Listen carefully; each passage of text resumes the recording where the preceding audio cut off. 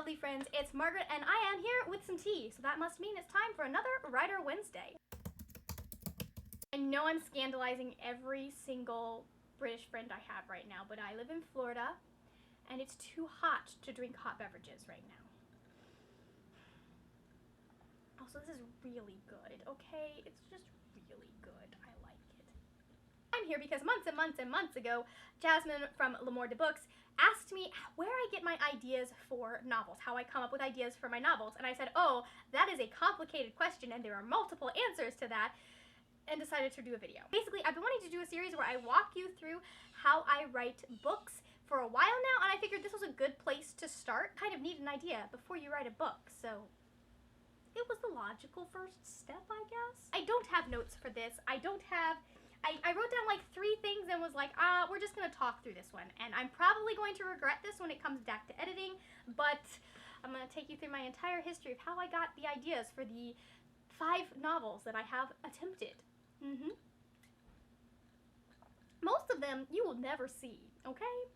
That's how it works. I'm gonna let these people walk past my window.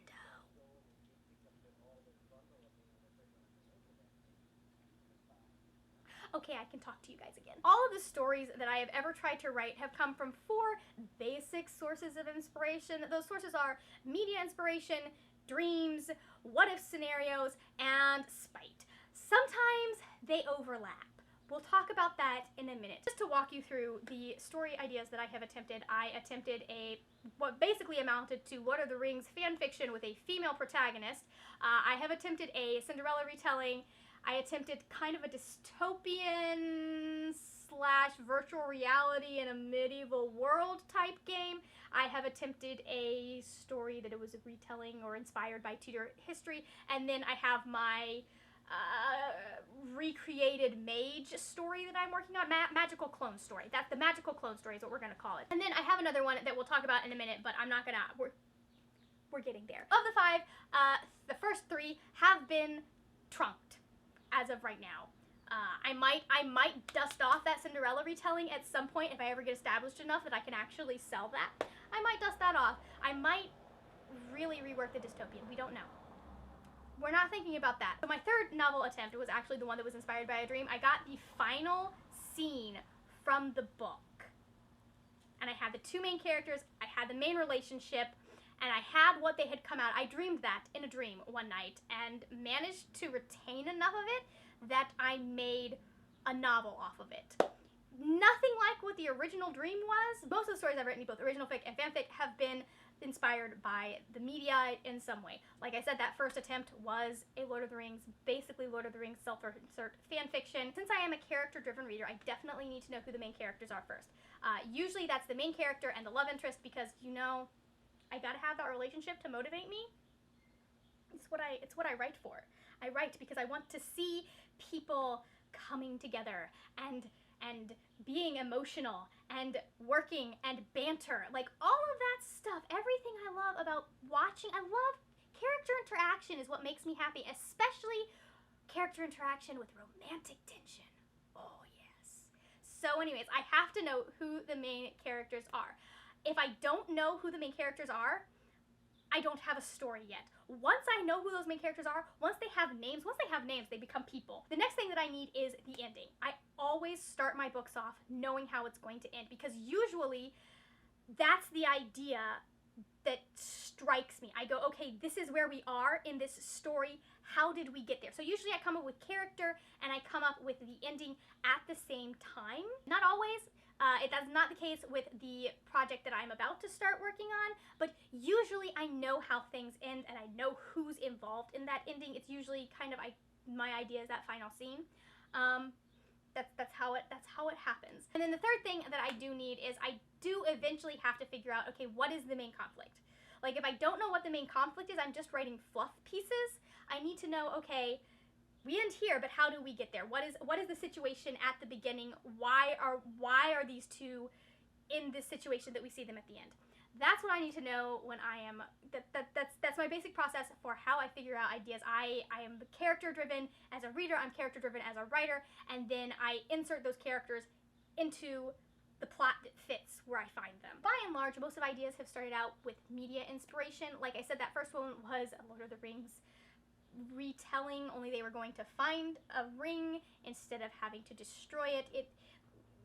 We really don't need to revisit it because it was a mess and a terrible, and had a love hexagon, although I guess it technically wouldn't. It had overlapping love triangles, and it was a mistake. I have regrets. My second idea of that Cinderella retelling, obviously it's inspired by the original Cinderella, but it was also inspired by me watching Ella Enchanted and thinking about the main conflict of the fact that she physically cannot leave for reasons in the plot. And so it was me sitting there watching that movie going, okay, but if I were to write the kind of main character that I would want to write, how would I make a Cinderella that stays? Like, why would she stay in that situation? This is the one that is an outlier, kind of.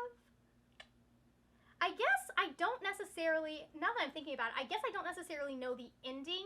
I know that pretty soon off the bat, but I usually know a situation that the character is in. Obviously, the third one we talked about, it started out as a dream and then changed to something else. And then while I was watching inspiration for that third one, because it was in kind of a medieval world, I sat down and watched The Tudors, and The Tudors got me thinking about, what if Catherine of Aragon had been like, you know what, I know I'm going out. I know I am going to no longer be queen, so I'm going to choose who the next queen is. And that's how the Queen's Game started. And I sat down and I wrote that first scene because I knew who the main character was and I knew what was going to happen. Wrote that first scene, and from there, a book happened. And then that segues into the fact that sometimes my ideas start out as a kind of a what-if scenario. Actually, probably all of my ideas involve some sort of what-if scenario. What if this happened? What if Cinderella couldn't leave? What if Catherine of Aragon had wanted to control her husband's next wife? That kind of thing. There really isn't much I feel I need to explain about that one, because it's a what-if scenario. And then the final option, like I said, was Spite.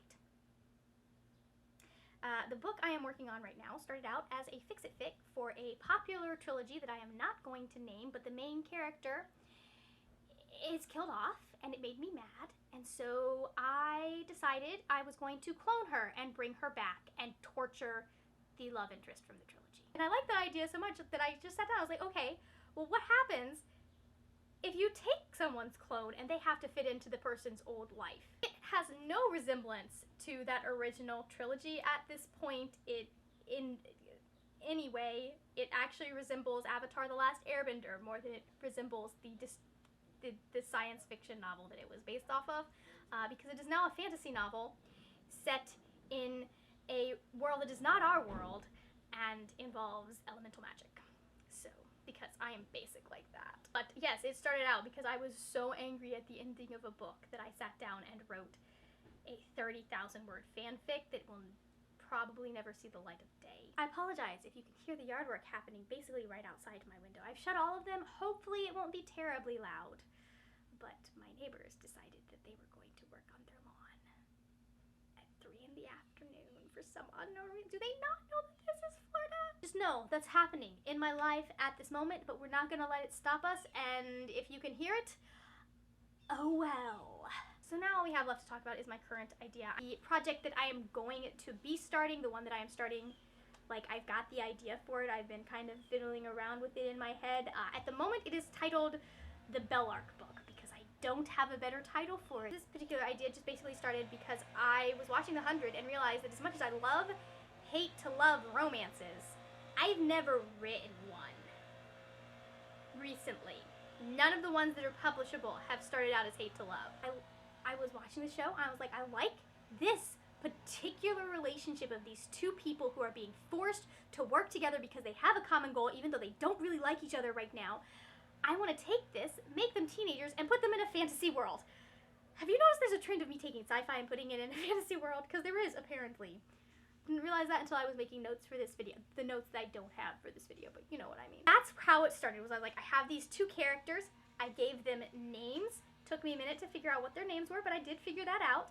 And then I realized that they would be perfect to do a backstory story for the Queen's Game as part of the history of my world. Right there. That's how we got that idea. Got my main characters, I figured out how it ends. There's a specific ending that you know if you'd read The Queen's Game, which you haven't because I haven't published it yet. It's still querying. And I had that main relationship and the world. I didn't even have to like come up with the world because I've been working in this world for the last 2 books that I've written. It was wonderful. I'm probably gonna write a lot of stuff in this world because I like it. I do like it. Anyways, that's the basis of the book that I am going to be working on. If I ever come up with a better working title, I will let you know what it is, because I obviously cannot query it as the Bellark book, or really refer to it on my Twitter as the Bellark book, because no one will take me seriously as a writer. It might end up being one that I write out of spite too, just depending on how the show goes. Who knows? Thank you so much for watching. If you enjoyed this video, please give it a thumbs up. Also, there are videos over here. If you're interested in what I do on my channel with writing or anything else that I do on my channel, check these out. That is it for now, my friends. Happy writing, and I will see you later when we will talk about more wordy, nerdy things. Bye!